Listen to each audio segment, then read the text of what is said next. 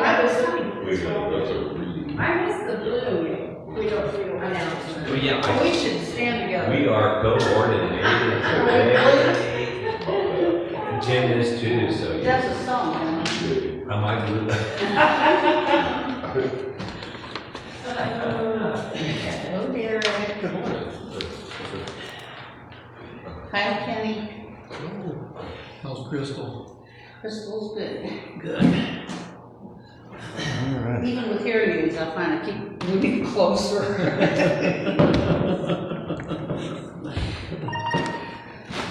Over the truck, it's gonna be like the race we used to be.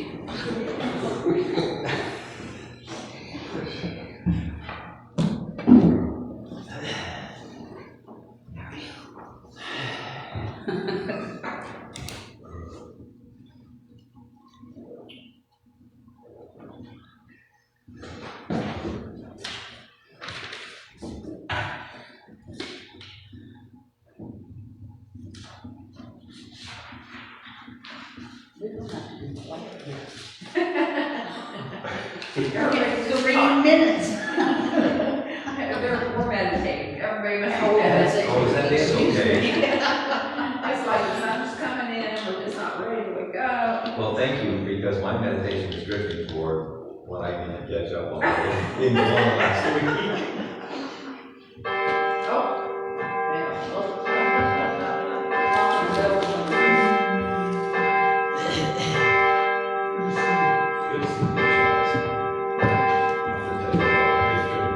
Isn't that a great morning? Well, we gave women celebrate history.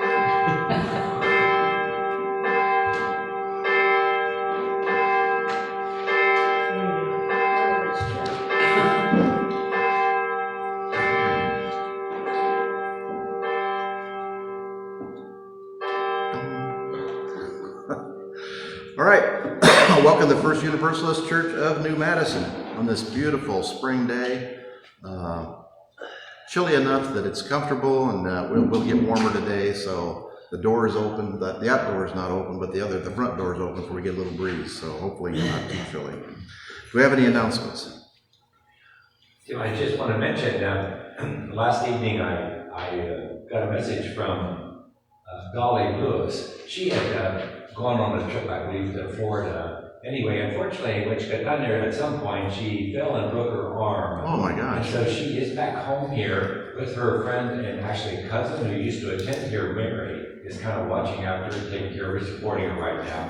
So she hopes to be here next week. She said she wasn't sure, but let's all keep her in our thoughts and good thoughts and prayers. Yes, we'll light a candle for Dolly. That's too bad. Does anyone have her address? We can send her a card. Yeah, we will. Actually, we need to send Dolly a card, and I think we have a get well card, and we need to send Lonnie. Yes. We'll do Lonnie again during Joys and Concerns, but I'm sure we talked about Lonnie before.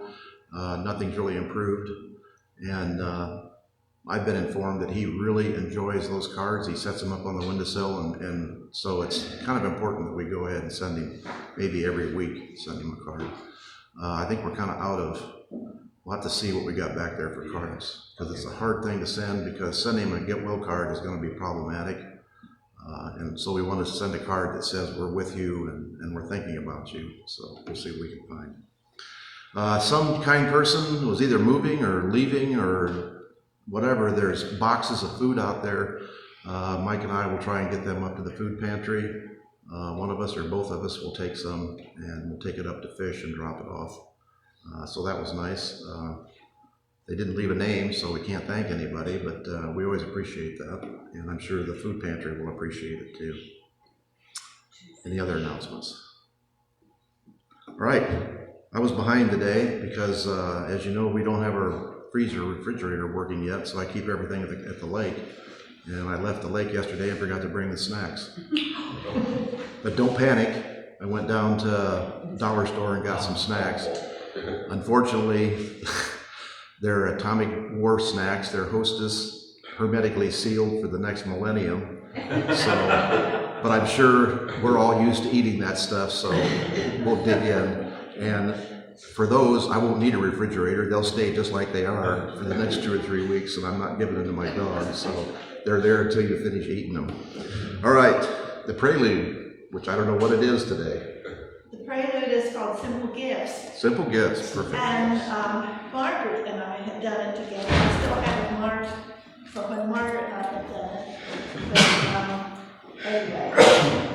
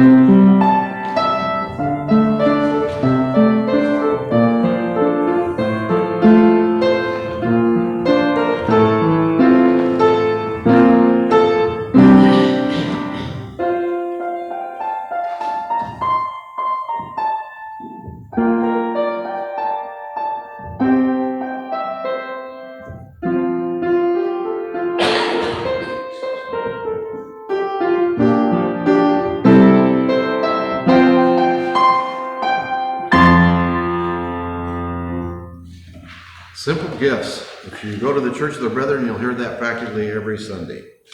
Our welcome. What's the name of that song? Simple Gifts. Simple Gifts. Yes. Our welcome is 516 in the back of your hymnal. O God, root and source of body and soul, we ask for boldness in confronting evil. When you are within us, we have the power to countenance all that is untrue.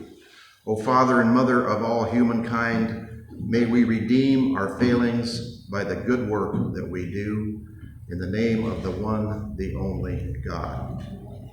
That's a Kashi Unitarian prayer. All right, Pastor Derek is with us today. Pastor Derek has a new job, or an additional job. What's that? Doesn't start till June 20th. Doesn't start till June 20th, but he'll be working at Bethany, which we're always happy to hear.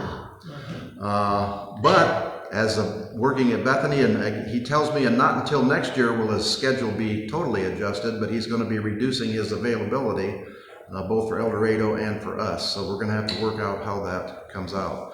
So be on notice, folks. You're gonna have to pick up the slack. Somebody's gonna have to be in here at least once a month. So. All right, and with his choice of topics on women today, I don't know if you can read that or not. It says, well-behaved women seldom make history. We are concentrating on women and girls today. Our chalice lighting, Does the Match Love the Wick by Kelly Weissman. 4 blue tiff matches resting on the edge of a box. Does the match love the wick? Does the wick love the wax of the air it consumes? Yes, without question. To melt together, to burn together, to change together. The pieces of the candle must love each other, though not necessarily wisely and not necessarily well. Our opening hymn is 370.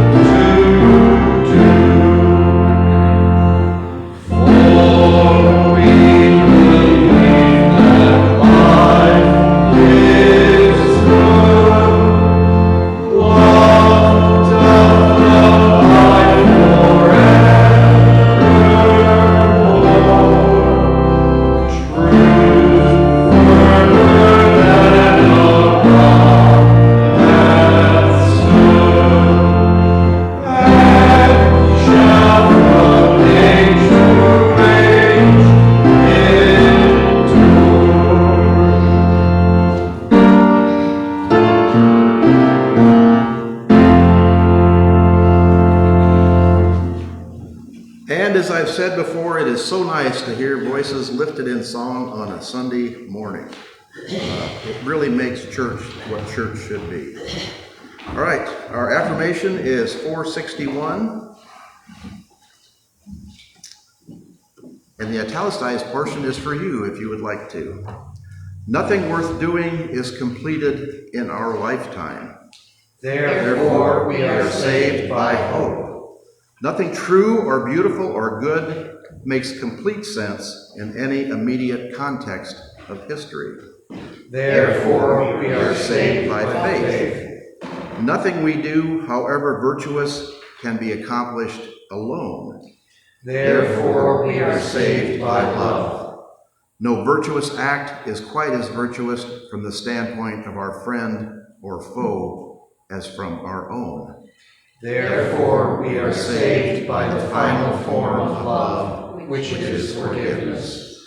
Reinhold Niebuhr. All right, first, this is we do a back flow every once in a while, just to keep people up to date on what was going on. I really enjoyed this one. I don't know if you can see this. Jesus on the Mount, can you read that? What if they are gay? Actually, you can see love everyone no matter what. And the question comes from the crowd, what if they are gay? And the answer is yes, even if they ask stupid questions. So that is Jesus being honest. All right. Our children's story is Women in History, Marie Curie.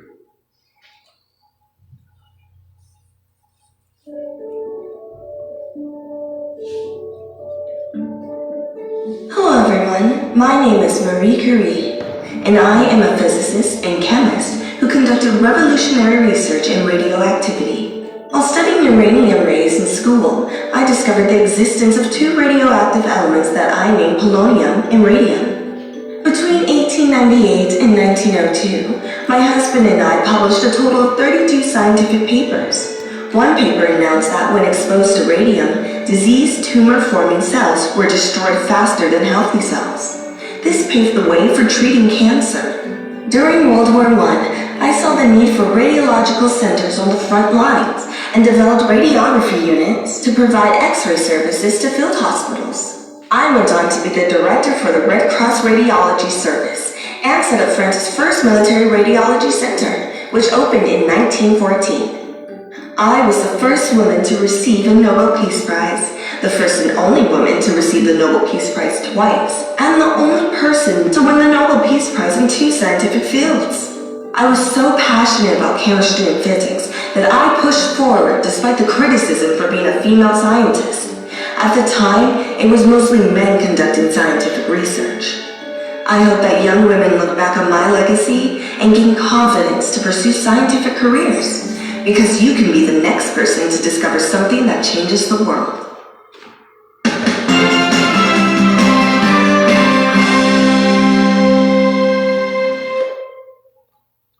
What did they forget to tell you about Marie Curie? That she died of radiation poisoning. She died of radiation poisoning. She was outstanding in her field, and she was French, and the French have always been, if you remember liberty, equality, and fraternity, the French have always been a lot more accepting of female contributions. So that's the only reason she was able to do as much as she did do. But she did sacrifice her life. And in a kind of a strange parallel, my dad was a veterinarian, and this was in the 50s and 60s when portable x-rays first came out. And I can see our portable x-ray machine. It looked like a tube-type vacuum cleaner with a lens on the end of it. And my dad would hold the dog, and then he would step on the button to take the x-ray picture. You know what my dad died of? Radiation. Cancer. Radiation-induced cancer. Nobody knew in those days. They didn't know about lead aprons. Well, they may have, and he just kind of ignored it. So life goes on, and history is repeated. That's why we need to study history and pay attention to it. Okay, joys and concerns. I guess I did my first concern, so we'll have another one. One for my dad. One for Dolly. One for Dolly. Let's do one. Dolly was indestructible. Actually, a broken bone is not being destroyed. Well, It's only being, knowing Dolly, that's only slowing her down a little bit, and she'll be here next week. A candle for Lonnie. Let us not forget to figure out some kind of a card and have everybody sign it after church, and one for Dolly. We'll light a candle for Ukraine. We have our sunflowers. If you've heard the news and if you've seen any of the pictures of Bakhmut, a city on eastern Ukraine bordering on Russia that they've been fighting over, talk about the futility of war. That city, there's nothing, literally, when you see the aerial pictures, there is nothing left. The entire city of 100,000 is flat to the ground, and people are still dying over who owns it because of the pride of we're taking this city or we're keeping this city. There's nothing, what can we say? We light a candle for the people of the Ukraine and the people who support the Ukrainians. And let's hope we have a better future that comes along. I'm also going to light a candle for a guy, I think his name is Steve, I'm not sure. We were loading, I wasn't there, but I heard that we were loading a horse at the stables at Greenville to go to Hoosier Park. The first time this horse had been to a race, and this was just a trial race, it wasn't like a money race, it was where they get experience and learn how to race. They had really had a lot of trouble getting him into the trailer, and they could not get him in the trailer, but Steve ended up breaking his wrist, or the horse ended up breaking Steve's wrist trying to load him in the trailer. So this occupation, this profession is not without its dangers. And we're looking into now, sometimes if you've heard on, if horses are in a fire, they put a hood over their head so they can lead them out, because horses will actually run into their safe place, which is in the stall, even in the midst of a fire. If you let them loose, they'll run back into the barn. So sometimes they put a hood on them, and if they trust the person leading them, they will go out. The other option is acclimation, where you just park the trailer there and you tie the horse to the trailer and you leave him tied there, every day for a couple hours till he gets used to it. So we'll see what we can work out on that. Light a candle for Tara. She is and she's 71 years old. She got up this morning at 6 to go to New Carlisle for church service. After church, she's leaving for Pennsylvania to visit her friends for 3 days. It's a 7-hour drive to Pennsylvania. She is no spring chicken, so she was up at 6 this morning, and she's got a 7-hour drive after church at noon or 11 o'clock. So I told her to stop and call me 2 or 3 times, and if she has to, stop and take a nap, but be careful on the way out. We may have to hire a driver for her, I guess. All right, anybody have anything? Yes. Derek. 7 years ago today, my husband and I were legally married in Indianapolis, and it's just one of the most important events of our life for so many reasons. It's something that when I was younger, I never thought I'd be able to get legally married. And to actually have that happen has been one of the most important things in my life. And let's light a candle, the same candle, to make sure that continues. There is a real effort in this country to abolish some of the rights and freedoms that people have established. It's pretty amazing, and don't ask stupid questions. Mike? I had an enjoy also. I just completed a short travel stint, and I wanted to just share how wonderful it is to do something in its pure historical form. Went to Virginia, obviously a beautiful time of the year, but to see Thomas Jefferson's Monticello, to see his effect and his tremendous influence on the University of Virginia, its architecture, its curriculum, I thought was wonderful. I was there a number of years ago, and I recall the museum staff sharing that they wanted to incorporate more of Jefferson's role with slavery, the pros, the cons, what have you, but more importantly, to also blend it in with his family history and just a fuller picture of how the slaves were critical for his plantation, but more importantly, their particular perspective at that time. It was beautifully done. A lot of the scripts have been revised. I'm always a little suspect of revisionist history, if you will. This was beautifully done. I'm sure it was tremendously researched and historically accurate. History in its purest form. Great to see. Yeah, Monticello, Sally Hemings' room, the room she stayed in down in the basement we were there like years ago and it was labeled then. I'm sure they've done a much better job now. Yeah. Just as an observation, isn't it strange that we look back on people who wore powdered wigs, frilly shirts, and stockings, and then we complain about certain shows that certain people put on wearing funny clothes. The world keeps going around and around, and we don't seem to be able to see it. All right, we've got a lot of yes. Last Thursday, great-grandchild number 16. Wow, 16. Where is this one? This was in Tampa, Florida. Tampa, Florida. So you're not going to visit real quick? Pardon? You're not going to visit real quick? Not right away, yeah. Are they coming up here, maybe? A little later. Good, Yeah. good. You'll have to start bringing pictures. We should start like a little picture gallery back there. A little. Big picture gallery. Bring little pictures for a big gallery. All right. For all those, anything else? For all those thoughts, prayers, desires, fears, things you can't express, things you may not even be aware of, we are in your corner, so to speak. All right. Our message is protecting women and girls. Really nice to have Derek with us again. You can see by our poster here, we'll give you a little short background. On the left, who is my favorite artist from the 40s and 50s? Norman Rockwell, the Saturday Evening Post. He's the one who did Rosie the Riveter. That is actually Rosie the Riveter. Okay.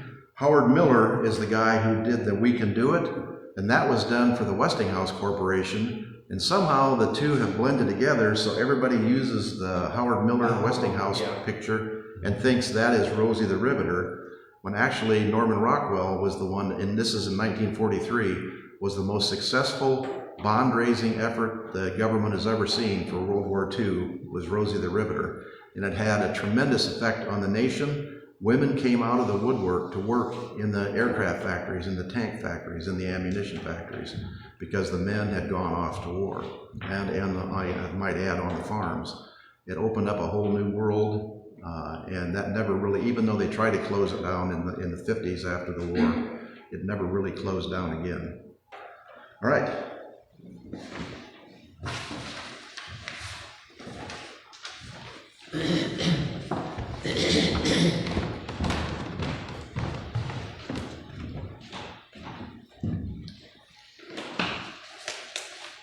Well, as I customarily do, I do want to say thank you to the El Dorado congregation for allowing me the freedom to come up here and be in ministry with you on Sunday occasionally. And I do want to reassure you, even with my new work configuration that's coming my way, I will endeavor to be here as often as I can to be in ministry with you. I do thoroughly enjoy it.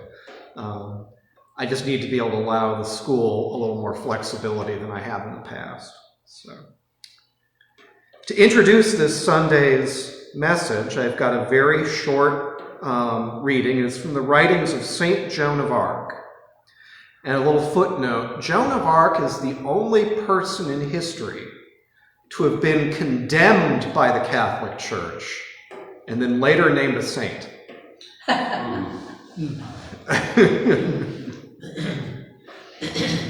And she writes, "One life is all we have, and we live it as we believe in life. But to sacrifice what you are and to live without belief, that is a fate more terrible than dying." I'll repeat it because it's so short. One life is all we have, and we live it as we believe in life. But to sacrifice what you are and to live without belief, that is a fate more terrible than dying. So it feels like a bit of a no-brainer to say that women and girls should be protected from violence and exploitation. Across the world, women and girls suffer the brunt of issues around sexual exploitation, poor living conditions, and denial of educational opportunities. And at the same time that all of this has been historically going on, online misogyny has added new ingredients to the toxic stew. And I would add, who are the victims of sexual assault are women. Religion has not always been helpful. There's a long history of pastors advising women in abusive marriages to just stick it out and try to make it work. Often for the sake of sanctity of marriage, or the more insidious one, do it for the children. The Southern Baptist Convention also recently went through a scandal involving cover-ups of pastors who engaged in sexual misconduct with teenage girls.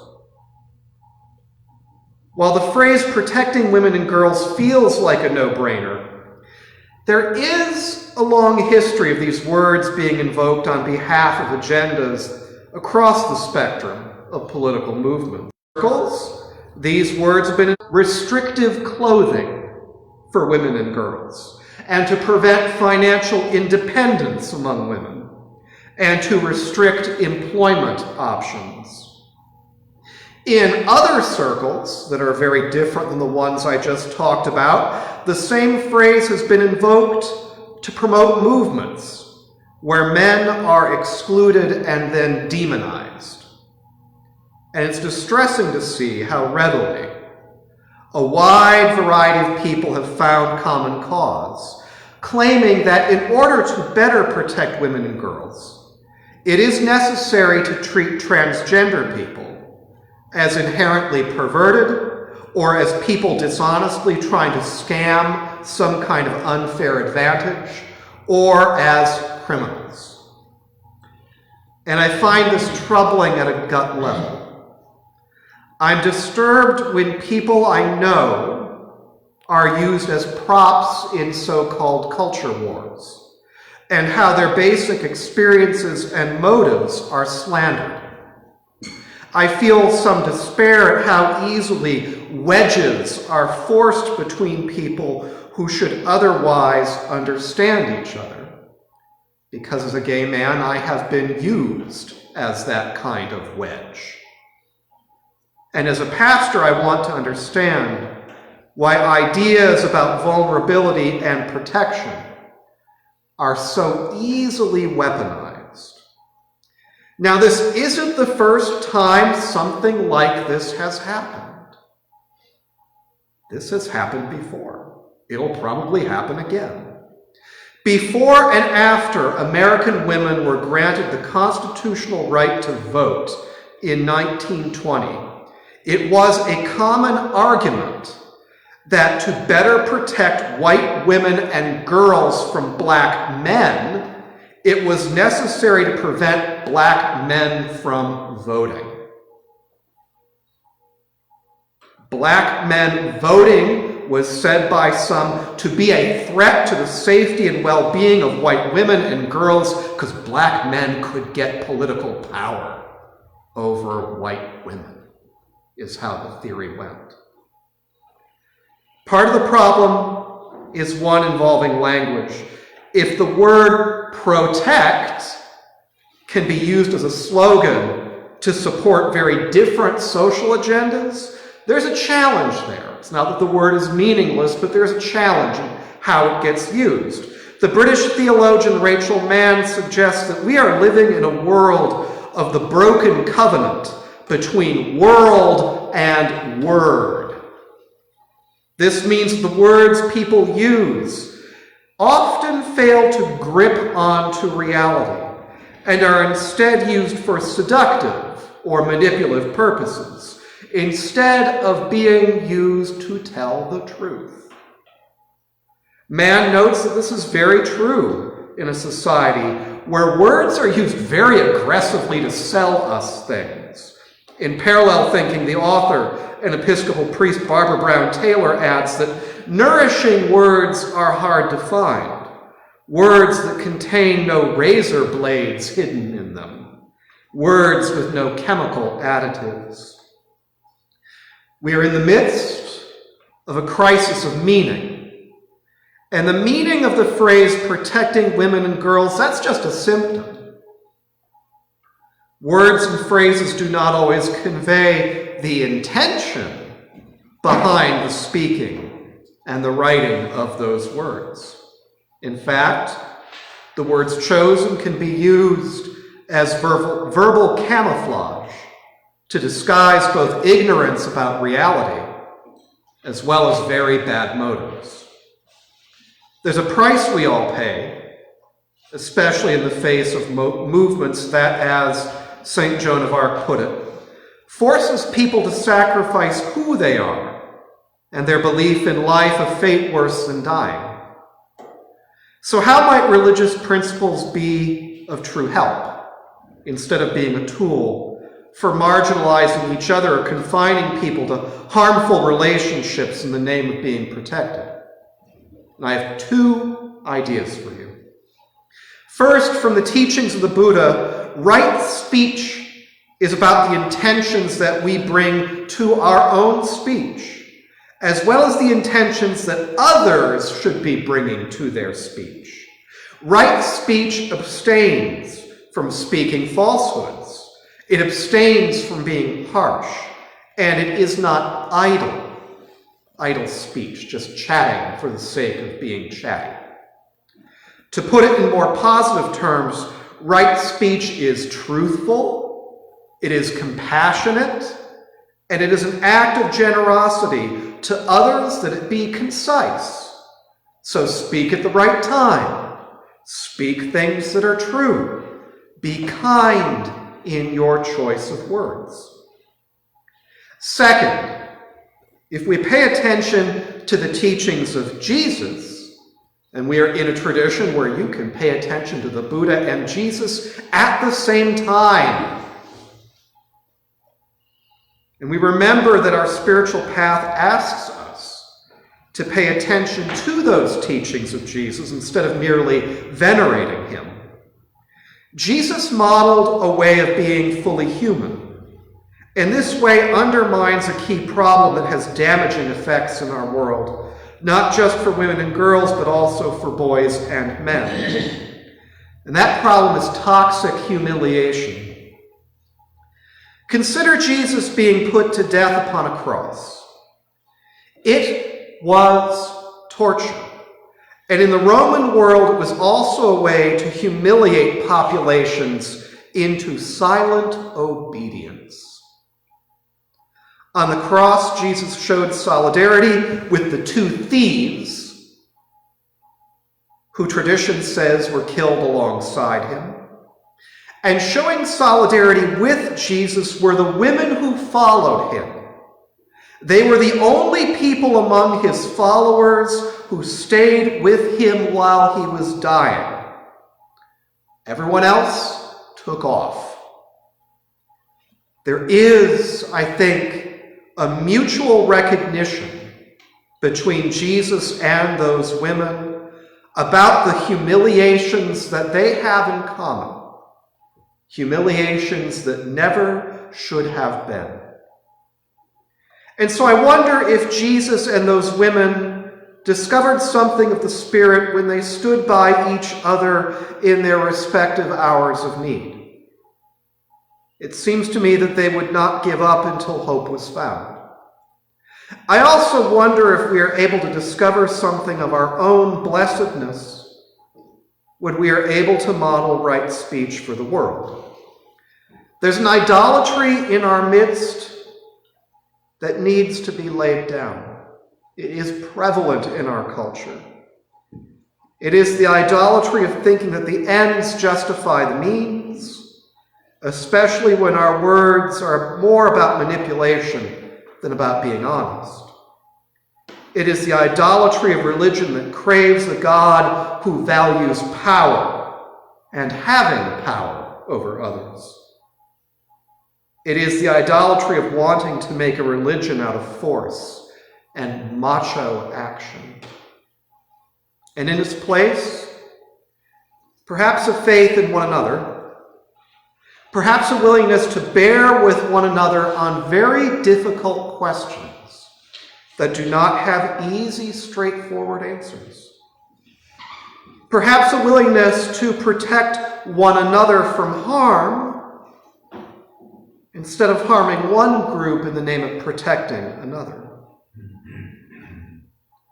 And I close my part of the sermon with words from a Jewish prayer before speaking. Lord, guide my thoughts before they become words.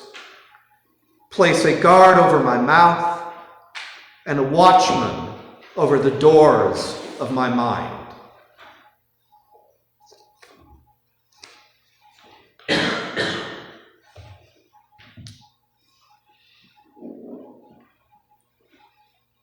Interestingly, in a couple of weeks at El Dorado, I'll be doing a sermon about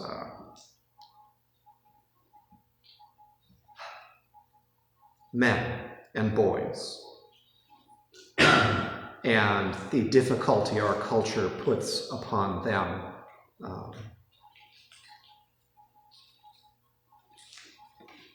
The leading cause of death for men between 18 and 30? Suicide and drug overdose. It used to be car accidents. That's a sermon for another day. I might repeat it here if you want me to. In the meantime, the message is not confined to the pulpit. One of our blessings is we get to share it together in dialogue. And so I'm wondering what insights, what questions might be cooking inside your heart and soul. I think one of the leading cause of death for children under the age of 19 now is gun-related. Absolutely. It's over poison, over accidents, car accidents. My question is, how much do you think Christ's acceptance of women and lifting up of women aided the spread of Christianity is probably the first religion that I'm aware of that didn't denigrate women in its beliefs. So interestingly, Could you repeat the question? the question was, what role do I think Jesus's positive treatment of women had to do with the early spread of Christianity? And it's interesting. Early Buddhism has some interesting gender things going on as well that made it easy to spread. But there's a lot of compelling evidence that there were a number of early leaders in the Christian movement who were women. Sometimes they're even mentioned in the text of Scripture. There is a name, I wish I could remember it right now. People who can read biblical language are absolutely sure this name is a Greek woman's name, and she is named as an apostle. But the early Catholic Church said, no, that's actually a man. That apostle couldn't possibly be a woman. The first drag? The first drag queen. The whole issue of drag's also an. So, how many of you have ever watched Kids in the Hall? Now, it was a Canadian comedy program. I loved it in high school. Let's go back a little older. Monty Python's Flying Circus. Oh, yes. So, Jason and I have this joke. Like, is it legal to show Monty Python's Flying Circus in front of a teenager in Florida? Probably not. But I'll tell you, nobody is a bigger fan of Monty Python than teenage boys. It's been true for a long time. How about Benny Hill? Yeah. Probably illegal in Florida. Yeah, it's, drag in a way goes back to Shakespeare. All those female roles in Shakespeare were actually played by men wearing women's dresses and wigs. Now, part of that was because they wouldn't let women act, but... Is that one of the differences between Judaism and Christianity, is that Judaism has lots of women in the Old Testament, but they are never really given a position of, I don't know, authority or power? There are very few. There are very few. I can come up with their names on one hand. There is the prophet Deborah. And then there is Moses' sister Miriam. And those are the two I can easily come up with. I can think of more women in New Testament text. But it's interesting, and it's a fascinating thing to talk to women, particularly in Reform Judaism, who have done a lot more work on recovering, as they would put it, the positive aspects of women in Judaism. Reform Judaism was the first branch to allow women to serve as rabbis. And you will now also find female rabbis in even the Reconstructionist and conservative movements. Not Orthodox, but right now there's a drag-out fight in Orthodox Judaism about whether a female Torah scholar should be considered authoritative. With a chunk of the community saying, well, yes, if she's spent time with the text and done the academic work, then her research should not be denigrated. And there are others that say, but she's a woman. What would she know about Torah? Yeah. Derek? Yes. When you're a philosophy major, you do a lot of discussing in college. And I was often real negative about some ideas that I considered to be dumb that were back in history. And I was quite often accused by some of my philosophy fellow students as being anachronistic. But there are some ideas that are just so dumb that they're dumb, I don't care what age they are. And the idea that, I think a lot of the problems that women have even today is the idea that somehow or another they're not as smart as men, and they're not somehow or another they're second-class humans. And you know, the idea back in the 1800s and the early 1900s that women weren't smart enough to vote, you know what? There's just some ideas that are so dumb. Call me anachronistic if you want to, but they were dumb then, and they're dumb now. You know? So yeah, it's fascinating. I'm not sure how many people are aware that I'm actually enrolled in a doctoral degree program that's rooted in the great books tradition. So I read a lot of old stuff. And as we were discussing in one of my classes,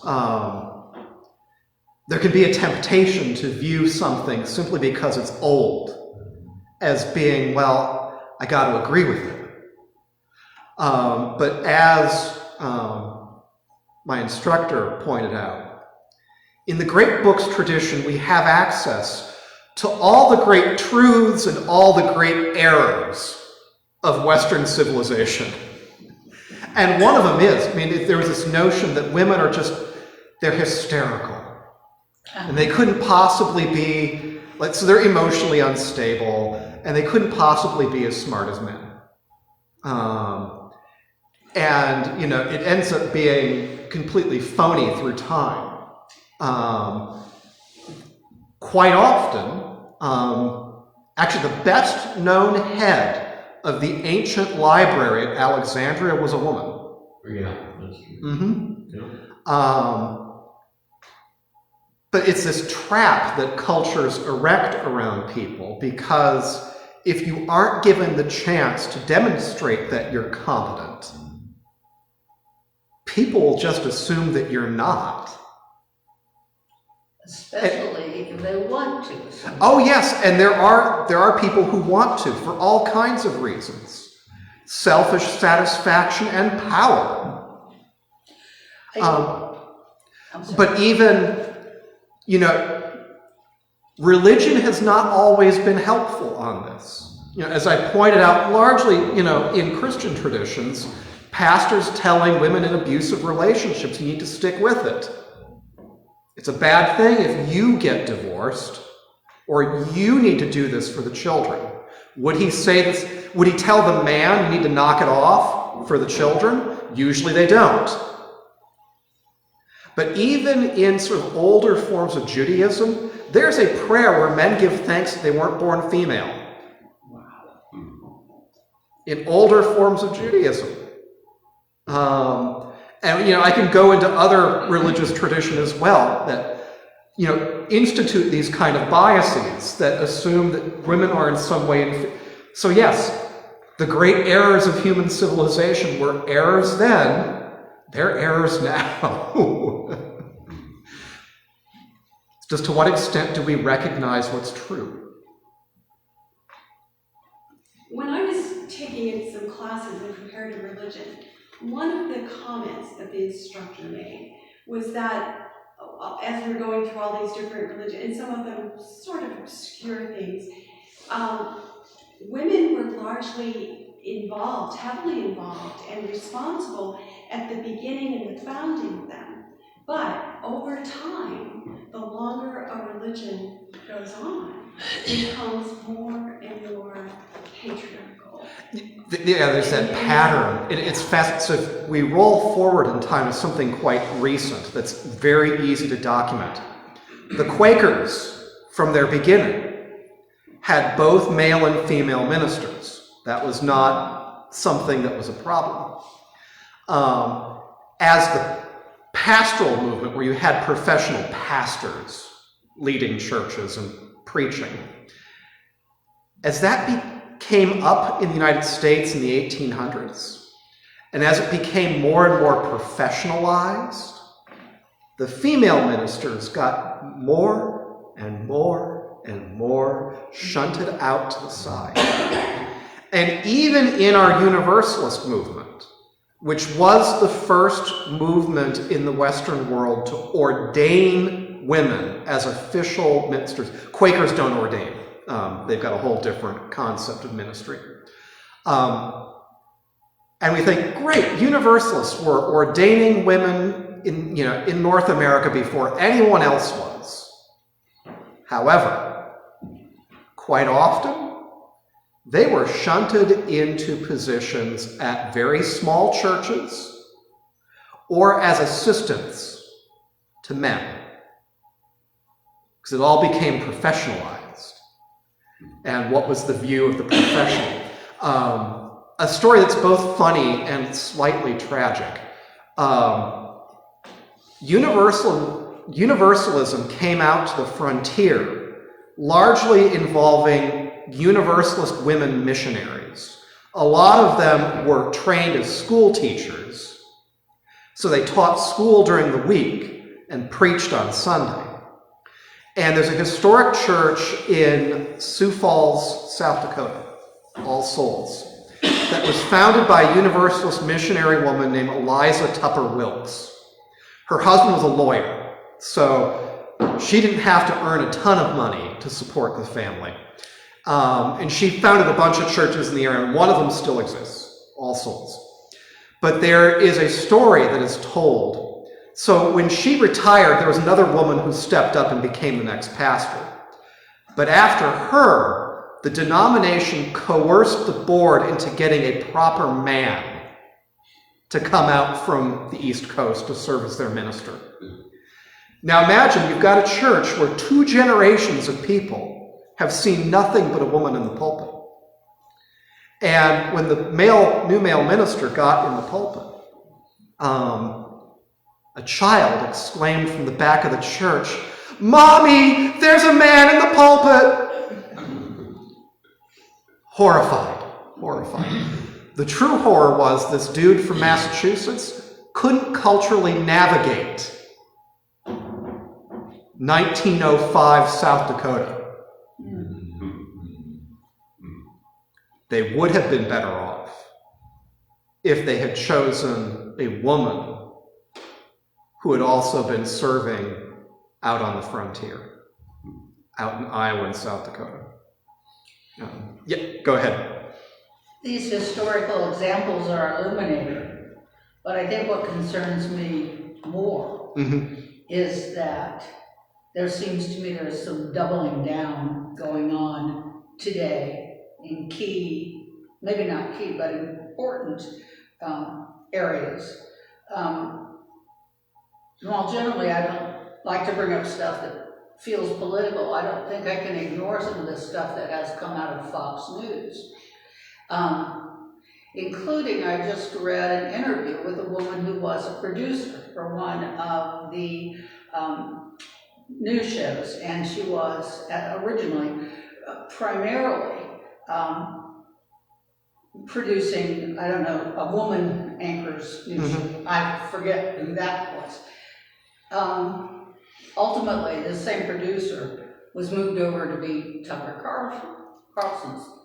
But in that first role, something came up that she and other producers and members of staff were talking about. And she said, well, we need to let this news anchor know, because that will be important to what she's presenting online. And the other people, all of whom were men, said, oh, we don't deal with her.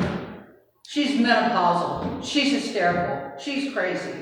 So, it's just a little example, but I wonder what goes on behind closed doors, where that pervasive view that women can't be trusted, they are hysterical. Now, I have not, in my life, have not grown up where I've ever felt that I've been in that environment, luckily. But I believe it exists, and I'm concerned that it's becoming more prevalent rather than less. I think my read on the culture is, I think some of it never went away, but it was very carefully hidden behind the scenes. If any of you ever watched the comedy 30 Rock with Liz, There is an episode where Jenna Maroney, who is the kind of really weird actress, she's got a lot of like really strange quirks, and she thinks she's better than she actually is. Well, she got a part in a really good movie. And they're all kind of flabbergasted about how she got it. Now you have to imagine, this happened before the whole Harvey Weinstein, Firestein's a different person. Harvey Weinstein scandal, where it turned out that he was sexually abusing women, female actresses. And there is a line in this episode where Jenna says, "Don't look at me that way. I got this thing completely on my own merit. I never had to sleep with Harvey Weinstein." And people go, ha ha ha ha ha. But that had to be well enough known in the acting profession for it to be in the script. What I find horrifying is the extent to which what was hidden, there are some people who are doubling down on it in public. Doubling down on a number of these sexist views of women in public. And one, again, not to get overly political, but the view that when it comes to terminating a pregnancy,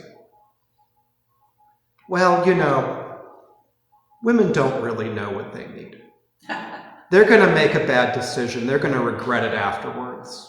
The state needs to make the decision for them.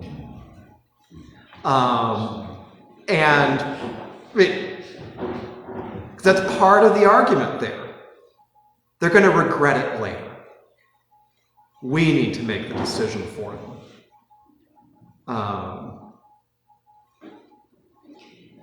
I'd probably hit a button on that one. Yeah, I'm boiling a little bit here.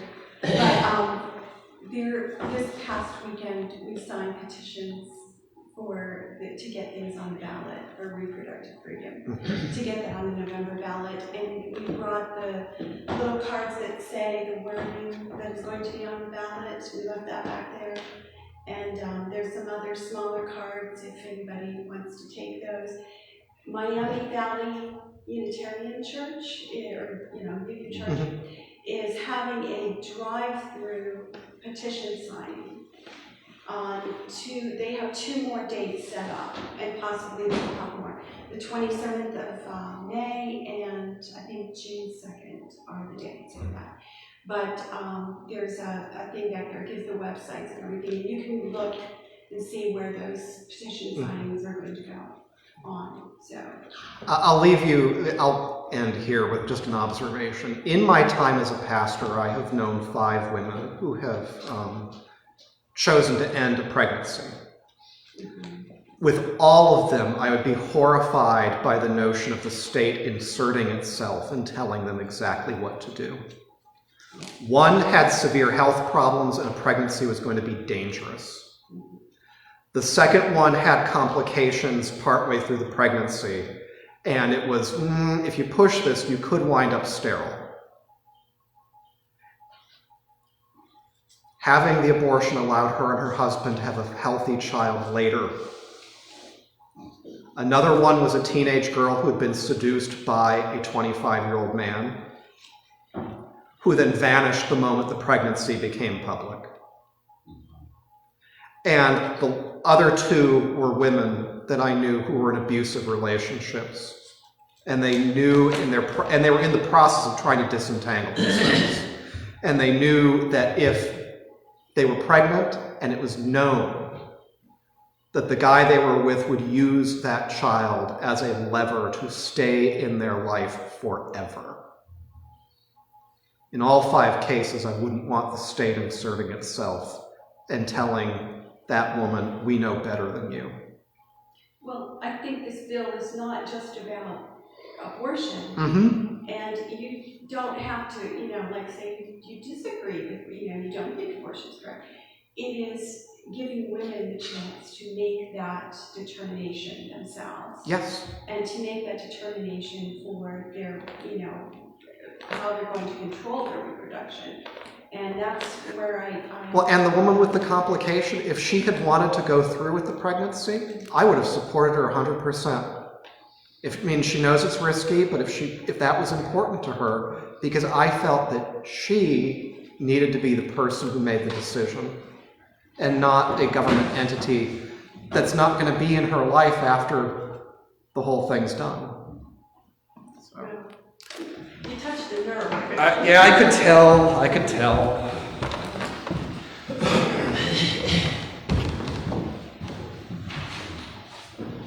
And speaking of nerves, I hope you're all aware the Republican legislature in Ohio originally canceled any August elections because they're way too expensive for like 5% of the people that come out to vote. Except they're going to have one more August election to raise the constitutional amendment level to 60% from 51%. So there is a constitutional amendment afoot in Ohio to make abortion rights part of the Constitution and to make that a woman's choice that the state cannot interfere with. If this passes, which it will because of the control of the Republican legislature, it will not be an amendment to the Ohio Constitution, and abortion will become limited at least to 12 weeks and maybe to 6 weeks in Ohio. Manipulation of the system by the controlling party. Okay, we've gone through all that. Let's go to the offering. As usual, if you have something, feel free to put something in. If you need something, feel free to take something out.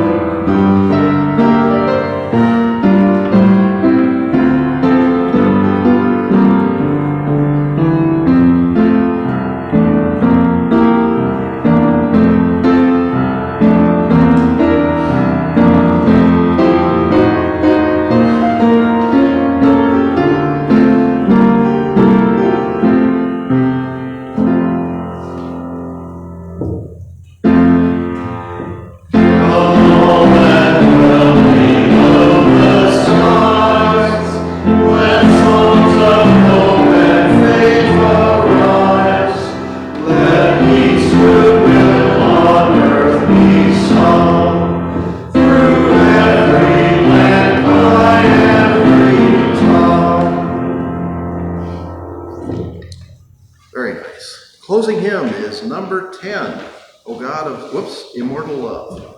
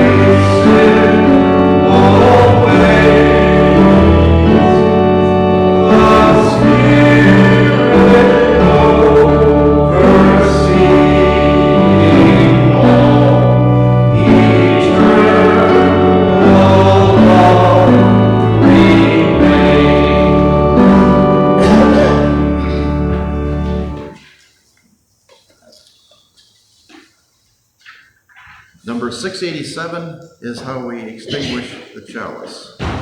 Go your ways, knowing not the answers to all things, yet seeking always the answer to one more thing than you know. John W. Bacon. I left 2 candles lit, one for Lonnie and one for Dolly, for health and recovery, for as best as each can do. Don't leave before you sign the card for each, please. And unpackage the sterilized donuts. That closes our service for Unitarian Universalist in New Madison. Have a good week.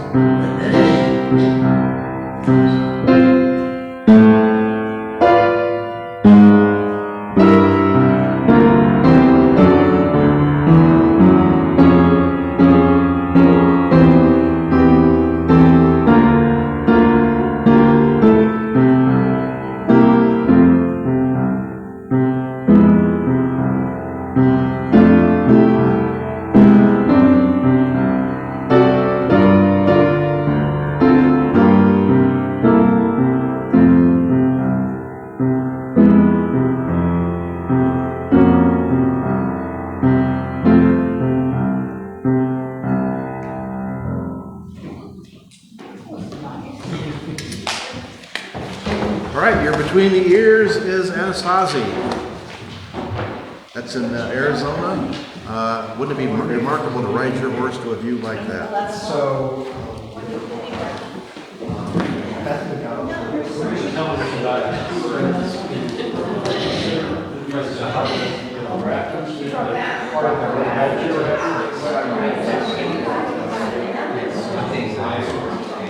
Yeah, I agree. No, I thought that was right. I thought it was a country. Yeah, it's just great.